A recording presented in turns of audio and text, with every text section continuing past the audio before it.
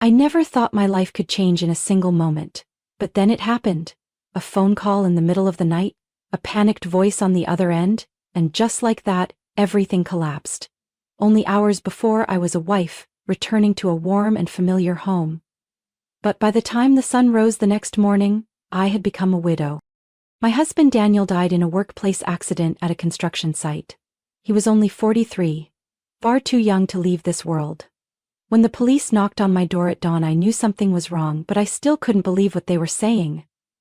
A scaffolding collapse, a minor safety oversight, and just like that, the man I loved was gone forever. My life changed overnight. I received a life insurance payout and compensation from Daniel's company, totaling around $450,000. It was a significant amount of money, but it did nothing to fill the void he left behind. My late husband's parents were too old to worry about finances. They told me, "We don't need the money, dear, keep it and live the rest of your life well." I couldn't refuse their generosity, but I also couldn't find any happiness in possessing that money. Without children, without my partner, my home suddenly felt too big and unbearably empty. Every evening after work, I would open the door to silence. I used to cook 2 meals, one for myself and one for Daniel. But now, all that remained was an empty plate at the dinner table. In the mornings, I still instinctively made 2 cups of coffee, before remembering that there was no one left to drink the second one. I buried myself in work trying to fill the loneliness, but it didn't help much. I worked in medical equipment sales, an industry filled with competition and pressure. I met clients, signed contracts, chased sales targets. Everything continued as before, yet I felt like I was living inside an empty shell. And then, I met Lucas. Lucas was an old colleague I had met at an industry seminar a few years ago. Back then our conversations were brief, just small talk about business trends and market statistics. But this time, our encounter was completely different. I ran into him at a client meeting. As I stepped into the conference room, Lucas was already there, leaning back in his chair with his signature smile. He hadn't changed much since the last time we met. Still a 46-year-old man with an air of confidence, an engaging way of speaking, and a playful glint in his eyes. But when he saw me, that smile briefly faded. "Emma, wow, it's been a long time," he said, his voice filled with surprise. I gave a small, distant smile, feeling something strange about hearing my name spoken with such familiarity. "Lucas, I didn't expect to see you here." We quickly returned to the meeting, but throughout the session I could feel Lucas's gaze occasionally glancing my way. After it ended, he walked over, not letting me leave so easily. "Would you like to grab a coffee?" I was about to decline. I wasn't good at small talk after work, and honestly I had no interest in forming new connections. But there was something in Lucas's voice, his sincerity, or maybe his patience, that made me nod. We sat in a small cafe near the office. The atmosphere was quiet, the aroma of freshly roasted coffee filling the air, and between us was a silence I didn't know how to fill. But Lucas didn't seem uncomfortable. He stirred his coffee, then looked at me, waiting. "You know, don't you?" I sighed, feeling like I couldn't avoid the topic. Lucas nodded. "I heard about Daniel. I'm really sorry." I took a sip of my coffee, the bitterness spreading across my tongue. "It's been a long time. But you're still not okay." I looked up at him. Maybe he was right. I had thought I had accepted the truth, but deep down, I was still a woman wrapped in the pain of loss. Lucas didn't press further, he just sat there, silent, yet I could feel the understanding in his eyes. And maybe that was exactly what I needed, someone who didn't try to soothe my pain but simply accepted it. After that coffee, Lucas and I started seeing each other more often. At first I never thought I would open up to anyone again, but he had a way of making me feel at ease. No forced enthusiasm, no empty reassurances, just someone willing to listen.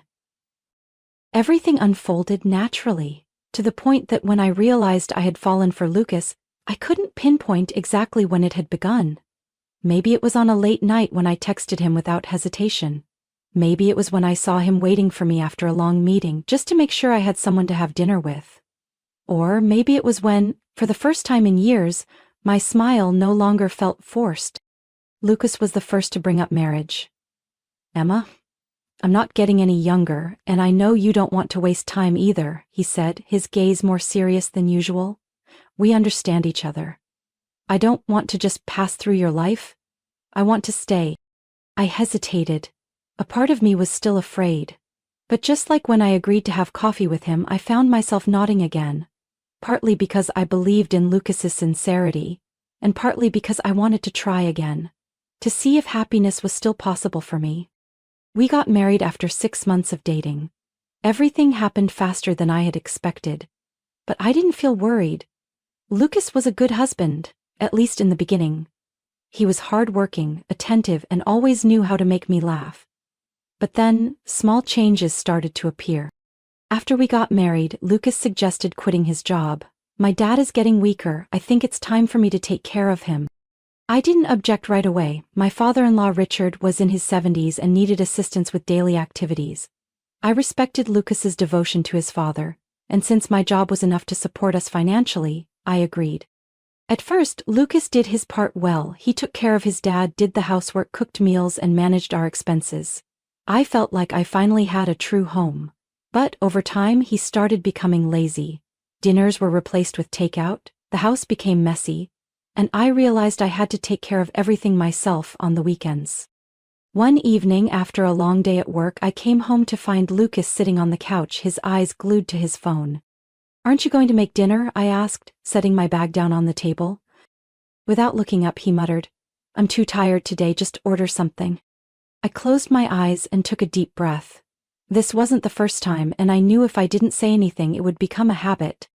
My father-in-law Richard noticed the change in Lucas even sooner than I did. One evening as I was cleaning up the dining table in the kitchen, he walked in, his voice low. "Emma, would you mind if I said something?" I turned around and saw him looking at me with an apologetic expression. "Lucas, he's not a reliable person. I had hoped that marriage would change him, but it seems that's not the case." I froze. He was apologizing to me for his own son. "Do you know why I put you in charge of the finances?" he continued, his tone steady. "Because I don't trust Lucas. He doesn't know how to handle money, and I don't want you to suffer because of him in the future." His words left me stunned. I had noticed the signs, but I never imagined that even his own father didn't trust him. "I'm making arrangements for my estate," he went on, "and I need your help. Are you willing?" I looked at him, and in that moment, I realized I had stepped into something far more complicated than I had ever imagined. After my conversation with my father-in-law, I started paying closer attention to Lucas. What Richard had said wasn't an empty warning. I could clearly see the changes in Lucas's behavior. He no longer cared about taking care of his father, and if he did anything at all, it was purely for show. At first I thought maybe Lucas was just tired or going through a rough phase, but then I realized the truth.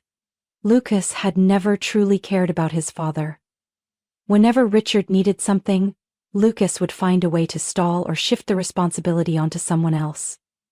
If his father needed to see a doctor, Lucas would say I had a car and that I should take him. If something needed fixing in the house, he'd tell me to call a repairman. Little by little, almost everything in the house became my responsibility, or that of the housekeeper. One day, I accidentally overheard a conversation between Lucas and one of his friends. He was laughing, his voice filled with arrogance. "The old man is living longer than I expected, but whatever, the money is still mine in the end." I froze in place. Money? I instantly knew exactly who he was talking about. I couldn't believe what I had just heard. I had always thought that despite his laziness and irresponsibility, Lucas still had some love for his father. But that single sentence made me realize he had been waiting for only one thing: his inheritance. After that night, I tried not to let on that I knew. I continued to observe him. Lucas had no idea I was watching his every word, every action. I saw the smirk on his face whenever he checked his father's bank account. I overheard his complaints whenever Richard needed help. And most importantly, I realized that Lucas had never loved me. He had married me for one simple reason: I was a stable source of income, enough to support him while he waited for his father to die. And then that day finally came. Richard took his last breath on a peaceful morning. I still remember holding his hand, feeling the warmth slowly leave his body, and I cried. Truly cried. He was a kind man, a respectable man, and even though my time with him was brief, I had come to see him as a father. But Lucas? He was different. Just 3 days after the funeral, he began showing his true colors. Gone was the appearance of a devoted husband. Gone were the sweet words. That evening, as I walked into the house, I found Lucas sitting on the couch, legs crossed, a stack of papers in his hand. He looked at me with a smile I had never seen before. A smug, almost triumphant smirk. "Let's get a divorce," he said bluntly. I blinked, my heart slowing in my chest. "What?" "Divorce," Lucas repeated, as if I hadn't heard him the first time. "You already knew, didn't you? I married you because I needed someone to support me financially until my father passed away. But now, I don't need you anymore." A cold chill spread through my entire body. I had known he wasn't sincere, but I never expected him to be this shameless. "You planned this from the beginning, didn't you?" I asked, my voice tight. Lucas chuckled. "Of course. From the start I knew my father had a massive fortune. He worked his whole life, built his wealth, and now, all of it belongs to me." I stared at the man in front of me. This was no longer the Lucas I once loved. "You think it's going to be that simple?" I whispered. Lucas shrugged. "Obviously, I'm his only son. Who's going to stop me from inheriting his money? And you? Well, you're worthless to me now." My chest tightened, not from heartbreak, but from the rage boiling inside me. Lucas thought he had won, but he had no idea he had just made a huge mistake. I left the house I once considered my home with an unsettling sense of calm. There were no tears, no grief, just a cold, quiet clarity.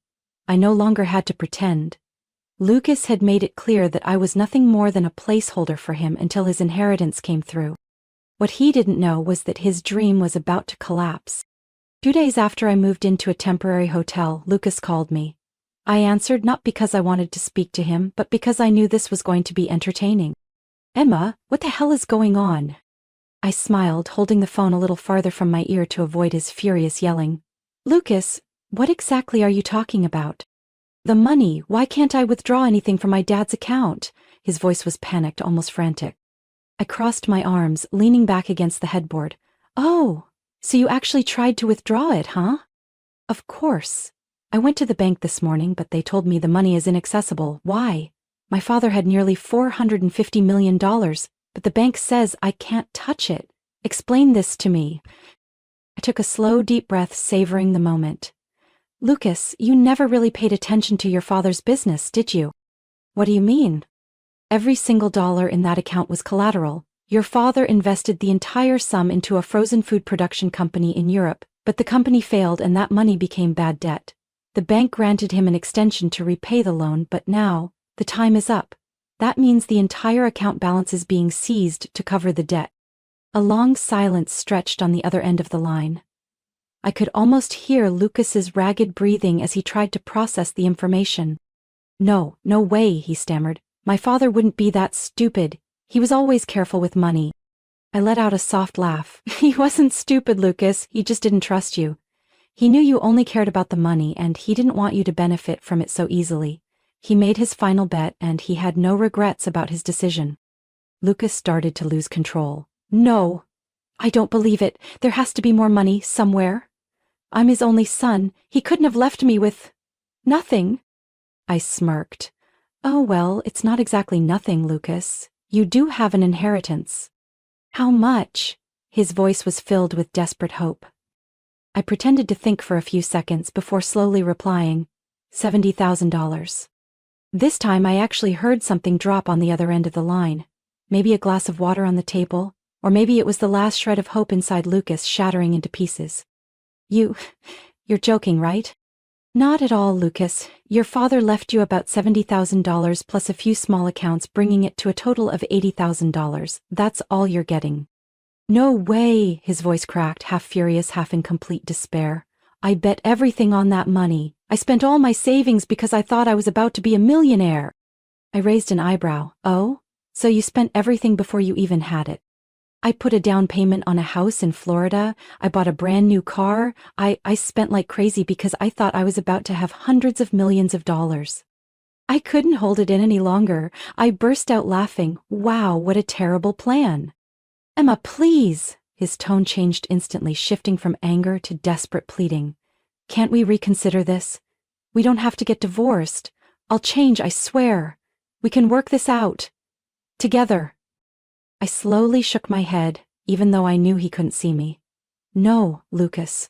There's nothing left to work out. You deceived me from the very beginning, and now you're facing the consequences. But you have money. We can live off your money. Lucas, I sighed. I followed your father's wishes. He left me 20% of what remained, which amounts to $16,000. I accepted it as a gift from him, but it's nothing compared to what you thought you were getting.